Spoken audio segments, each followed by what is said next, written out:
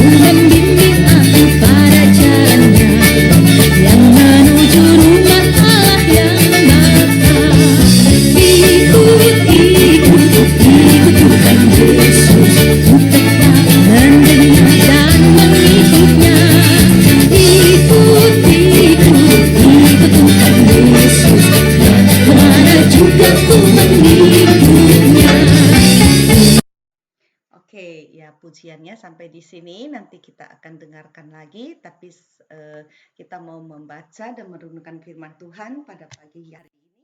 Mari kita membuka Alkitab kita dari Markus pasal yang keempat, ayat yang ketiga sampai ayat yang ke-8.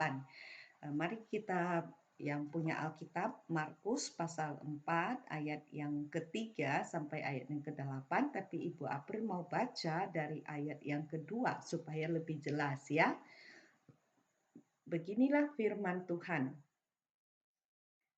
Dan ia mengajarkan banyak hal dalam perumpamaan kepada mereka. Dalam ajarannya itu, ia berkata kepada mereka, "Dengarlah, ada seorang penabur keluar untuk menabur.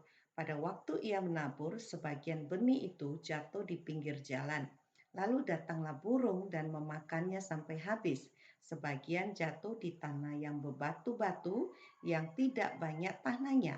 Lalu benih itu pun segera tumbuh karena tanahnya tipis, tetapi sesudah matahari terbit, layulah ia dan menjadi kering karena tidak berakar. Sebagian lagi jatuh di tengah semak berduri. Lalu makin besarlah semak itu dan menghimpitnya sampai mati sehingga ia tidak berbuah. Dan sebagian jatuh di tanah yang baik. Ia tumbuh dengan suburnya dan berbuah. Hasilnya ada yang 30 kali lipat, ada yang 60 kali lipat, ada yang 100 kali lipat. Sampai sekian jauh pembacaan firman Tuhan. Adik-adik, sebelum kita mendengarkan renungan, mari kita bersatu dalam doa sekali lagi. Mari kita berdoa. Bapa di surga, kami sudah membaca firman Tuhan dan saat ini kami mau merenungkan firman Tuhan. Tuhan berkati supaya apa yang menjadi renungan kami ini boleh kami mengerti. Bukan hanya mengerti, tapi boleh kami lakukan dalam kehidupan kami. Terima kasih Tuhan, berkati firman Tuhan dan berkati semua yang akan kami dengarkan pada saat ini. Di dalam nama Tuhan Yesus kami berdoa. Amin. Ya, adik-adik mungkin kita sudah pernah atau sudah sering ya mendengarkan bagian dari ini. Dan Ibu April tahu bahwa ada beberapa kita yang terus membaca Alkitab, pasti kitab Markus pasal 4 ini sudah dibaca ya. Kita sekarang sudah sampai di kitab Lukas, betul sekali ya. Nah, ini sudah dilewati, tapi Ibu April mau supaya kita merenungkan ini. Hal ini sangat menarik sekali ya. Nah, yaitu tentang perumpamaan mengenai seorang penabur. Dikatakan di situ bahwa satu kali ada banyak orang yang datang kepada Yesus untuk minta firman Tuhan, untuk minta belajar. Yesus melihat mereka, dikatakan di situ, lalu Yesus menceritakan yaitu tentang perumpamaan itu ya. Nah, tadi ayat 2 ya, dia banyak orang, Yesus mengajar banyak orang di situ. Dikatakan di situ, Yesus menceritakan ini. Yesus katakan, ada seorang penabur yang sedang menaburkan benihnya. Nah, waktu dia menaburkan benihnya, ya tentu saja benih itu dikatakan ya, ada yang jatuh di pinggir jalan. Jadi waktu dia sedang berjalan menaburkan benihnya itu jatuh di pinggir jalan. Ya, yaitu di pinggir-pinggir, lihat di situ. Ya, kemudian nanti dikatakan lalu datanglah burung-burung. Mungkin kalau adik-adik lihat di belakang sini ada burung-burung. Burung-burung itu datang dan memakan benih itu yang jatuh di pinggir jalan sampai habis. Karena memang burung itu suka makan benih ya.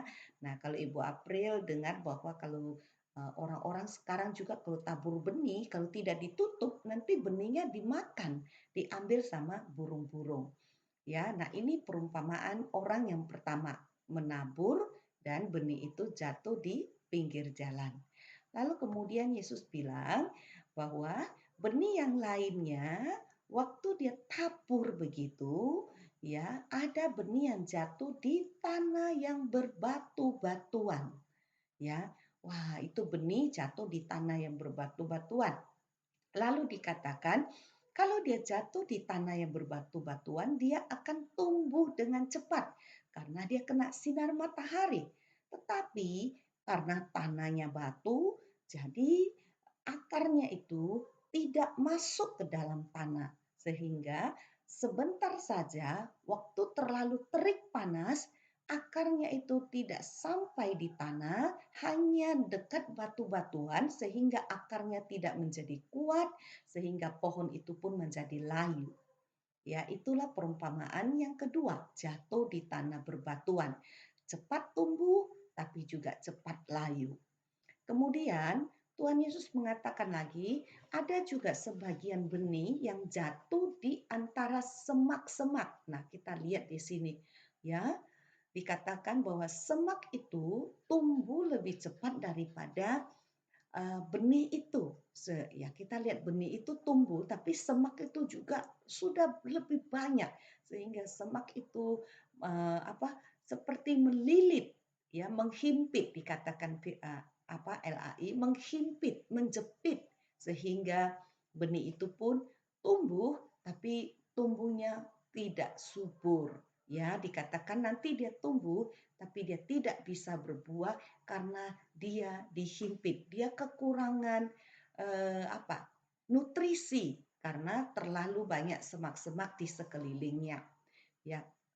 Nah, lalu kemudian murid-muridnya tanya, ya, ini sebelum murid-murid tanya, ada juga yang jatuh di tanah yang subur. Maaf ya, jatuh itu kurang H. Nah, jatuh di tanah yang subur. Nah, dikatakan nanti yang jatuh di tanah yang subur, tanah yang baik, ya, tanah yang sudah dicangkul, maka benih itu akan berbuah banyak. Ada yang berbuah 30 kali lipat, ada yang berbuah 60 kali lipat, bahkan ada yang berbuah 100 kali lipat. Begitu banyaknya lipatannya, ya, terus berbuah. Lalu murid-muridnya bertanya, "Guru, mengapa guru mengajar dengan menggunakan perumpamaan? Kenapa guru tidak menceritakan langsung?" Lalu Yesus mengatakan nanti bahwa dia mengajar dengan perumpamaan karena ada orang lain yang tidak bisa mengerti kalau dia mengajar langsung. Ya, nah, jadi sekarang Tuhan Yesus menjelaskan arti perumpamaan itu kepada murid-muridnya saja, tidak kepada orang banyak lagi. Yesus katakan, benih yang jatuh di pertama tadi pinggir jalan adalah itu seperti orang yang mendengarkan firman Tuhan, tapi kemudian dia tidak mengerti.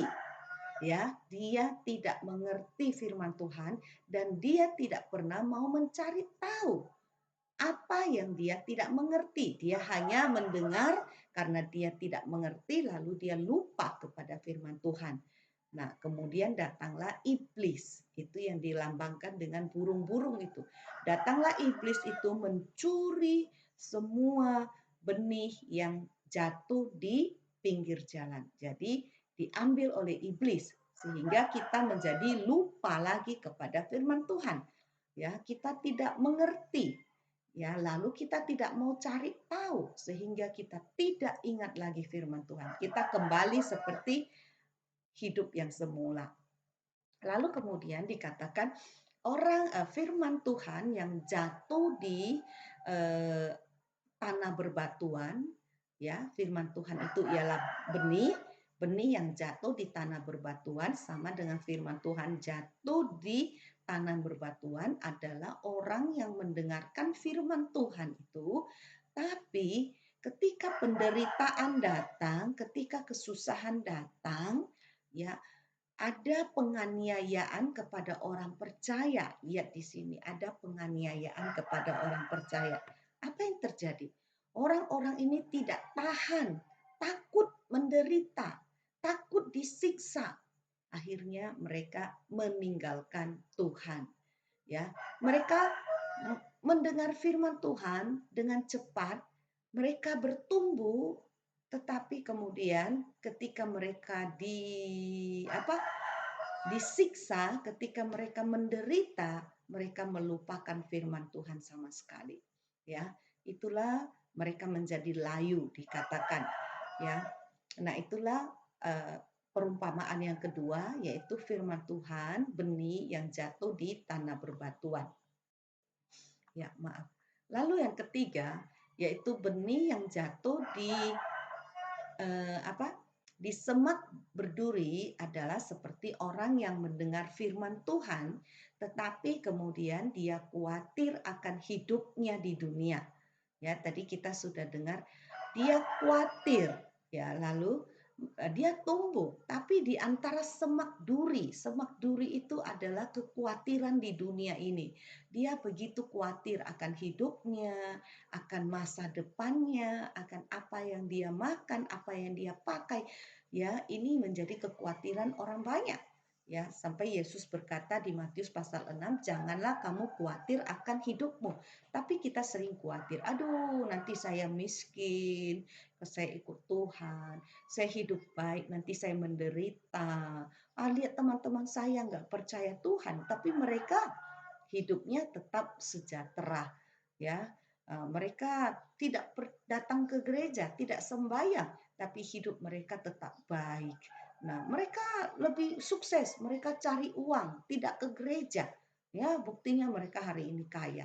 Kita khawatir akan hidup kita di dunia yang 70 atau 80 tahun ini, sehingga kita hidupnya dikatakan tidak berbuah.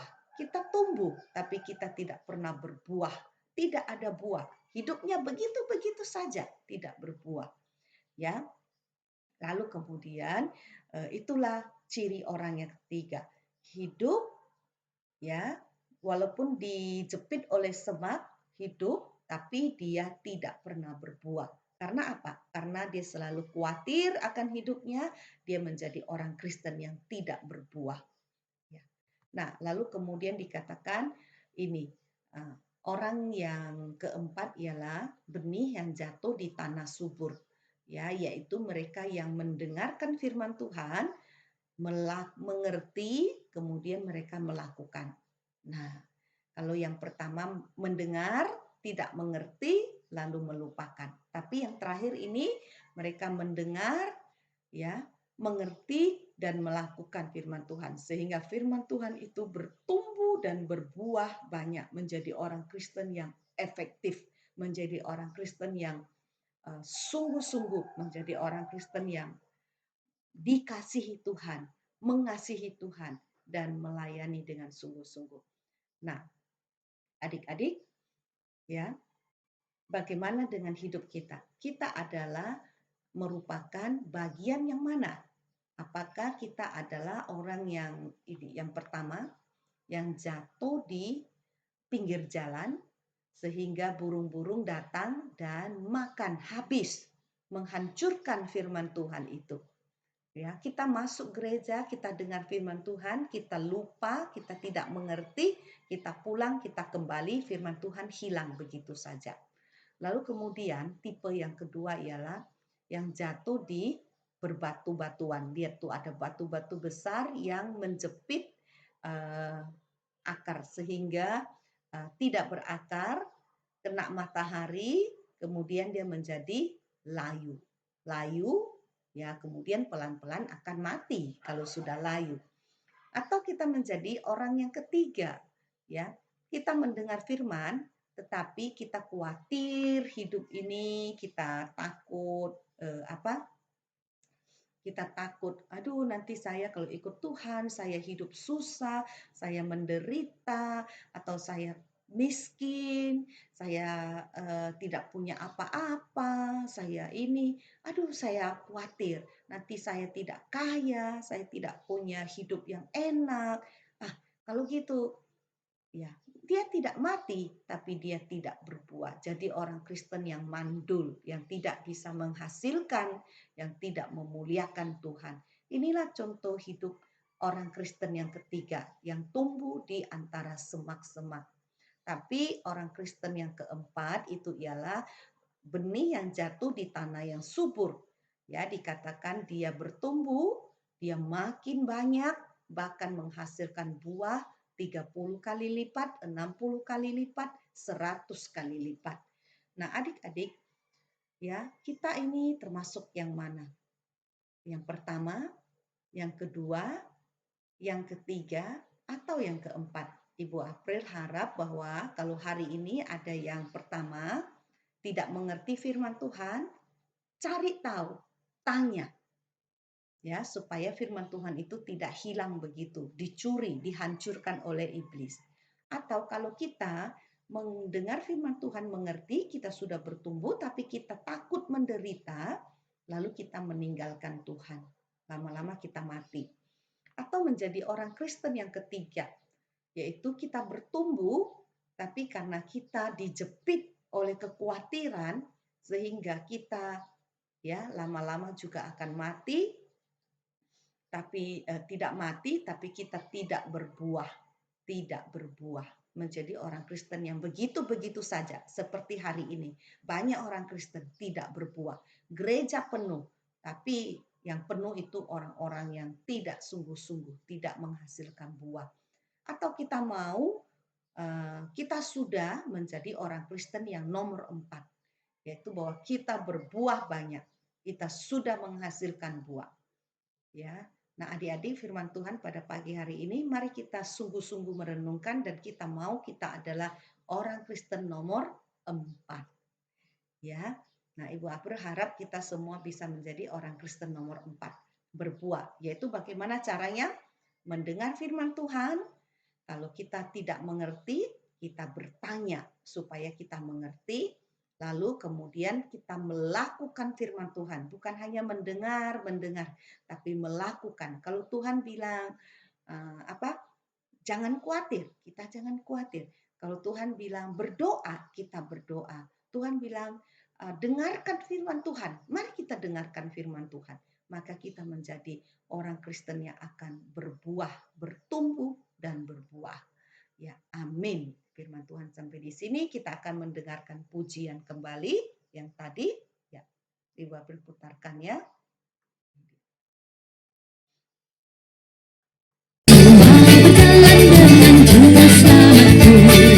Di lembah berbunga dan berair sejuk, kemana juga aku mau mengikutnya, sampai aku tiba di negeri Bapa.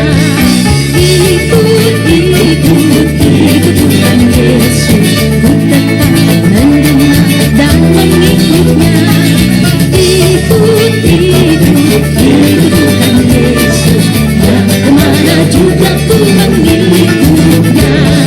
Ikut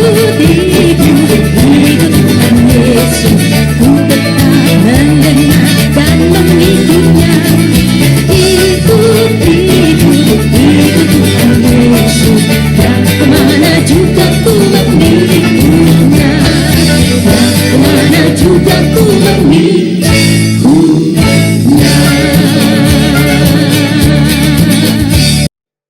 Oke, nah firman Tuhan sampai di sini pada pagi hari ini. Mari kita senantiasa mengikut Tuhan, ya kita berjalan bersama dengan juru selamat kita. Itu pujian yang kita dengarkan yang Ibu April ambil dari YouTube. Ya, Ibu April akan berdoa untuk kita semua, ya untuk adik-adik remaja yang sudah masuk, yang dari kelas yang baru naik ke remaja. Ibu April mau ucapkan selamat datang dan kita akan berkumpul bersama setiap minggu lewat renungan ini. Ya, mari kita menutup ibadah kita, renungan kita dengan berdoa. Mari kita berdoa sekali lagi. Bapa di surga, terima kasih Tuhan pada pagi hari ini kami sudah selesai mendengarkan dan merenungkan firman Tuhan. Bapa, berkatilah kami supaya apa yang kami dengarkan firman Tuhan ini boleh kami lakukan. Berkati kami supaya kami boleh menjadi boleh menjadi benih yang keempat, yaitu benih yang tumbuh di tanah yang subur sehingga berbuah dan berkali-kali lipat dan memuliakan nama Tuhan. Bapak berkatilah juga teman-teman semua, adik-adik yang mendengarkan firman Tuhan supaya mereka juga dikuatkan. Bukan hanya mendengarkan, tapi mendengarkan dan melakukan. Kami juga mau bersyukur untuk semua yang Tuhan sudah berikan kepada kami. Tuhan berkatilah juga anak-anak remaja yang masih sekolah lewat online supaya mereka juga selalu diberkati. Mereka bisa setia kepada Tuhan. Tuhan, sekalipun mereka ada yang capek, bosan tinggal di rumah, mereka menderita, tapi kuatkan hati mereka supaya mereka juga tetap setia dan mereka juga tidak sampai jatuh sakit dan tidak marah kepada Tuhan oleh karena situasi ini. Terima kasih Bapa di surga. Ini doa kami, berkati Bapak Ibu orang tua, adik-adik remaja di rumah, dan juga yang ada di asrama, supaya mereka juga selalu merindukan dan mengajak anak-anak untuk selalu mendengarkan firman Tuhan. Terima kasih Bapak, ini doa kami dalam nama Tuhan Yesus, kami sudah berdoa. Amin.